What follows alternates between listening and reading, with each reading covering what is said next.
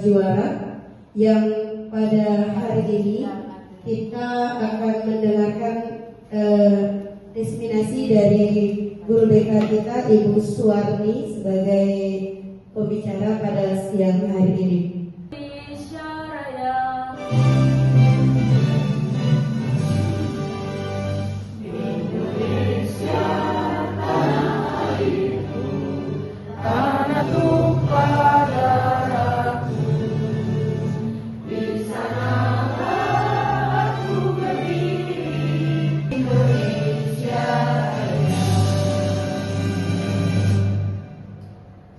Hadirin dimohon duduk kembali. Hamdan syakirin, hamdan na'imin, hamdan yukafi mazidah. Ya Rabbana lakal hamdu kama yanbaghi li jalali sultanik. Luar biasa, dari judulnya saya penasaran, menginspirasi 7 jurus BK hebat kepada Ibu menuju siswa tangguh dan sekolah harmonis yang akan disampaikan oleh pemateri kita Ibu Suwarni SPD. Kepada Ibu dipersilakan. Ya, Bapak dan Ibu boleh menjelang Ibu Suwarni. Kami gini-gini juga.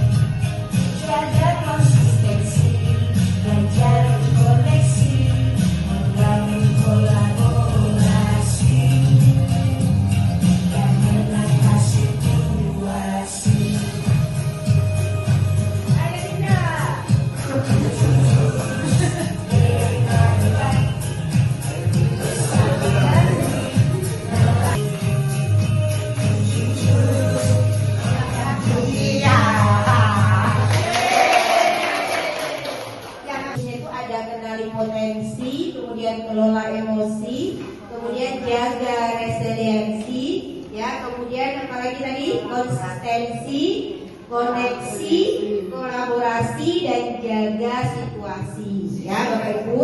Jadi nanti mudah-mudahan materi yang akan kita bahas hari ini bisa memberikan ilmu baru untuk Bapak Ibu nanti. Kita masuk saja langsung ke slide yang pertama. Kenali potensi. Jadi kalau kita berbicara masalah potensi, Bapak Ibu, anak-anak kita ini sangat berpotensi semua, gitu ya. Berpotensi semua. Cuman sekarang bagaimana caranya kita sebagai guru itu bisa menggali potensi-potensi anak kita. Kalau di BK, Bapak Ibu, itu memang ada yang namanya asesmen untuk menggali potensi siswa, ya. Asesmennya bisa misalnya gaya belajar, asesmen untuk mengenali gaya belajar siswa, kemudian bisa juga untuk mengenali bakat dan minatnya, karir, kepribadian, itu ada asesmennya Bu. Ya, kalau seandainya nanti misalnya Bapak Ibu wali dan wali kelas misalnya mau bekerja sama untuk menggali potensi anak, ya boleh nanti dikomunikasikan dengan kami guru BK, kan kami sekarang sudah ada 2 nih, jadi bisa nanti kalau memang mau dilaksanakan kita laksanakan gitu. Kan biasanya di pinter matematika, jadi ya Bapak Ibu ya, setahu kita ya ternyata tidak. majemuk. Jadi tidak hanya dominan anak yang pintar matematika saja dibilang cerdas. Ternyata ada kecerdasan linguistik, ada kecerdasan verbal, ada kecerdasan interpersonal, gitu kan? Ada kecerdasan naturalis. Ini Bapak Ibu ya, ada kecerdasan musik. Kemudian apa lagi? Kecerdasan intrapersonal, kecerdasan apa ini? Body, kinestetik ya, cerdas visual, spasial ya, spasial. Jadi linguistik ini biasanya berhubungan dengan bahasa, cerdas bahasa Bapak Ibu. Jadi kalau ada anak-anak kita yang pandai dia berpidato gitu ya, kemudian dalam menyampaikan bisa dia bagus ya, runutan kalimatnya bisa jadi buktinya kecerdasan bahasa. Tapi mungkin dibuktikan nanti dengan asesmen lagi gitu ya. Kemudian kecerdasan apa lagi? Interpersonal. Kecerdasan interpersonal itu kartu yang sudah terkumpulkan. Selamat melanjutkan petualangan. Kita masuk ke ya. Ulang lagi ya, selesai dulu. Kamilu ya, singkat aja. Ini selesai. Oke, kita baca Bapak Ibu. 1, 2, 3. Selamat datang pendekar. Selamat datang di Gunung Merapi. Di sini kita akan belajar mengenai jurus kedua, yaitu kelola emosi. Kendalikan emosinya agar emosi tidak mengendalikanmu. Ya. Apa saja yang kita bahas? Jadi ini ada permainan. Ya, sebenarnya ada permainan, tapi karena waktu tadi itu, jadi mungkin kita nggak bisa lihat ya. Jadi intinya adalah buka saja terus, kita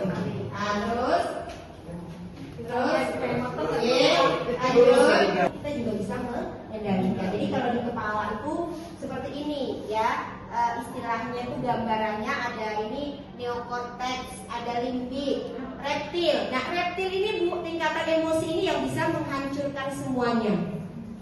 Ibaratnya kalau istilah di emosi itu begini Bu, 5 jari. Nah si reptil ini yang jempolnya ini. Kalau jempol ini sudah ketutup dengan 4 ini, dia tidak akan bisa kemana-mana, aman. Tapi kalau jempolnya keluar, ini bisa menghancurkan yang 4 tadi. Istilahnya gitulah, gambarannya begitu. Karena ini si reptil ini, dinosaurus ini kalau kita lagi marah, dinosaurusnya kita muncul, kemudian di depan kita dinosaurus juga, jadi akan berperang dia. Nah, jadi bentrok dia. Tapi kalau satunya misalnya dinosaurus, kita tidak menggunakan ini, kita matikan, kita tutup. Nah, tidak akan terjadi tadi itu bentrok tadi. Gitu. Ya istilahnya itu seperti itu, emosi itu. Semua mempunyai emosi, tergantung bagaimana cara kita mengendalikannya. 2, 3. Selamat pendekar, kamu sudah menguasai jurus 2. Perjalanan masih panjang dan langsung bekerja. Selamat melanjutkan petualanganmu. Melanjutkan petualangan. Ya, selamat Bapak Ibu.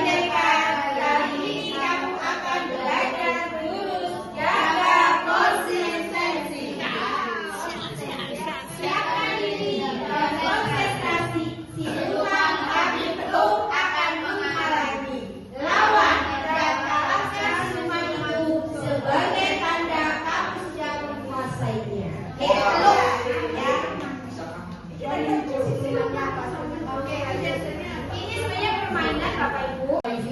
Kita baca dulu si pendekarnya. Pendekar, oke. Selamat datang di gua ke-8. Sebagai pendekar, kali ini kamu akan belajar jurus jalin koneksi. Siapkan diri dan konsentrasi. Siluman jasmani akan menghalangi. Lawan dan kalahkan siluman itu sebagai tanda kamu sudah bisa menguasainya. Ya, kita lihat ini. Bayang cuma ada Kalau kita serahkan dengan dia. D-nya apa? Dedikasikan tubuh dan jiwa kita. Ya, jalin koneksi.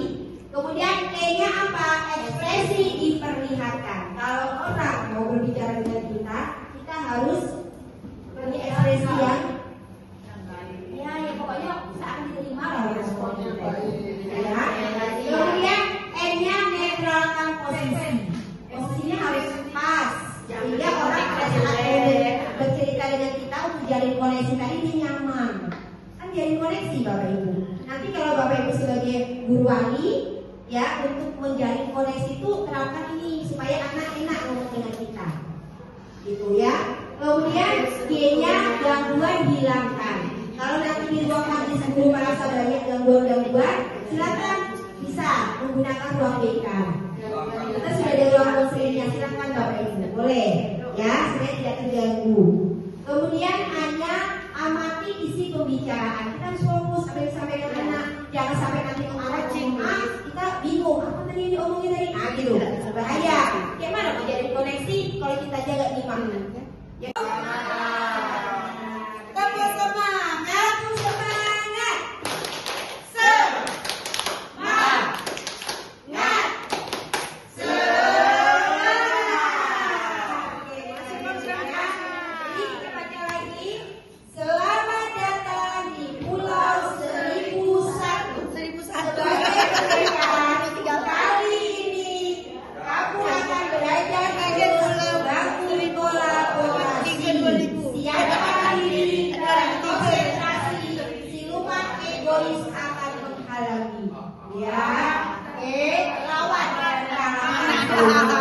Oke, Bapak Ibu, kita lanjut. Bisa ke guru BK atau konselor, atau bisa juga ke para ahli, misalnya psikolog atau dokter, atau ahli lah yang berkaitan dengan permasalahan anak. Itu bisa dialih tangankan kasus. Yang penting ada rujukan atau ada nota dari kepala sekolah bahwa memang anak ini memerlukan misalnya pendampingan dari psikolog misalnya, atau pendampingan dokter karena dia mengalami misalnya kekerasan secara fisik, perlu visum dan sebagainya, gitu ya. Berhasil menguasai jurus baku kolaborasi. Oleh karena itu, kamu pantas untuk mendapatkan pusaka ke-6. Tinggal satu jurus terakhir yang perlu kamu kuasai.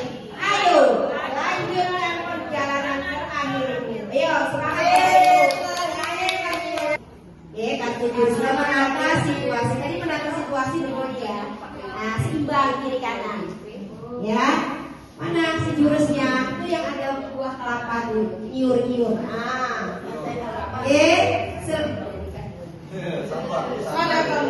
selamat datang di Pantai Harapan. Apa tuh tulisan itu? Anda sudah di akhir perjalanan. Kali ini kamu akan belajar jurus menata situasi. Siapkan diri dan konsentrasi. Siluman resiko akan menghalangi. Lawan dan kalahkan siluman itu sebagai tanda kamu sudah bisa menguasai. Ya, jadi ternyata di jurus ini ternyata resiko-resiko yang ada di sekolah itu harus kita atasi. Ya, supaya ini tertata situasinya. Lanjut. Nah, ini sebenarnya prinsip pengurangan resiko, tapi nggak perlu langsung aja. Pendekar, kamu sudah berhasil menguasai jurus menata situasi. Oleh karena itu, kamu pantas untuk mendapatkan pusaka ini. Ya, kini kamu sudah berhasil mengumpulkan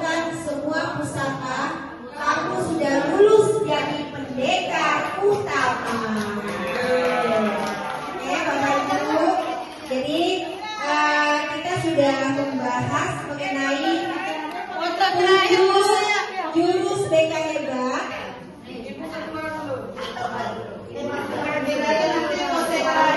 Materi hari ini merupakan materi yang luar biasa, di mana kita belajar 7 jurus BK hebat.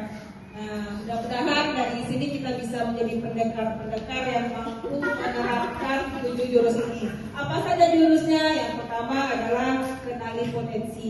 Jadi potensi itu sebenarnya dimiliki oleh semua orang. Kadang kita tidak tahu potensi anak ini berada di mana. Jadi itu pentingnya kita untuk mengenali potensi. Yang kedua adalah mengelola emosi. Jadi emosi yang meluap-luap itu sebenarnya juga tidak pada tempatnya. Jadi kita harus pandai-pandai bagaimana mengelola emosi. Kapan kita bahagia, kapan kita sedih, kapan kita marah, kapan kita takut, tentu ada tempat-tempat situasinya. Yang ketiga, tumbuhkan resiliensi. Jadi hubungan dengan diri sendiri, membangun hubungan dengan orang lain itu juga penting. Kemudian yang keempat adalah menjaga konsistensi. Nah ini terkadang yang sangat sulit bisa kita terapkan. Konsistensi, karena untuk bisa selalu konsisten pada rencana awal ini memang agak sulit, tapi mudah-mudahan setelah kita peroleh jurus ini bisa kita terapkan nantinya. Kemudian yang kelima adalah menjalin koneksi. Jadi koneksi itu perlu kita jalin supaya hubungan tetap harmonis. Nah, bangun kolaborasi. Nah, kolaborasi ini juga salah satu jurus terpenting. Ini adalah kegiatan Kobel kita juga merupakan salah satu wadah kita berkolaborasi, mencari ilmu dan nanti kita terapkan dalam pembelajaran kita. Kemudian yang ketujuh adalah menata situasi. Nah, situasi apapun yang kita hadapi perlu kita tata dengan baik, dengan harapan semua yang kita bicarakan bisa terlaksana dengan baik. Mungkin itu bisa saya sampaikan. Selamat kepada Ibu Wati, terima kasih atas ilmunya. Mudah-mudahan bisa kita aplikasikan. Oke, terima kasih kepada Ibu Dija yang telah memberikan tanggapan refleksinya tentang kegiatan pada hari ini. Sebelum kita tutup Bapak Ibu untuk kegiatan pada hari ini, saya ada kenang-kenangan Bapak Ibu. Ya, boleh dibagikan Bu Ellen. Itu ada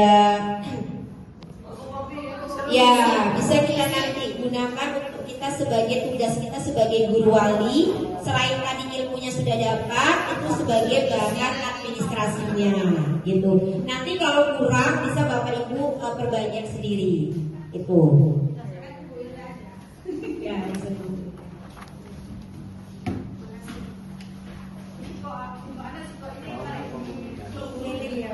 Ibu atas kehadirannya saya ucapkan terima kasih. Semoga apa yang saya sampaikan hari ini bisa bermanfaat dan kita sama-sama belajar ke depannya untuk menjadi guru yang lebih baik lagi menghadapi siswa-siswi kita. Mungkin itu saja yang bisa saya sampaikan. Saya akhiri dengan wabillahi. Wassalamualaikum warahmatullahi wabarakatuh. Waalaikumsalam warahmatullahi wabarakatuh. Foto dulu pakai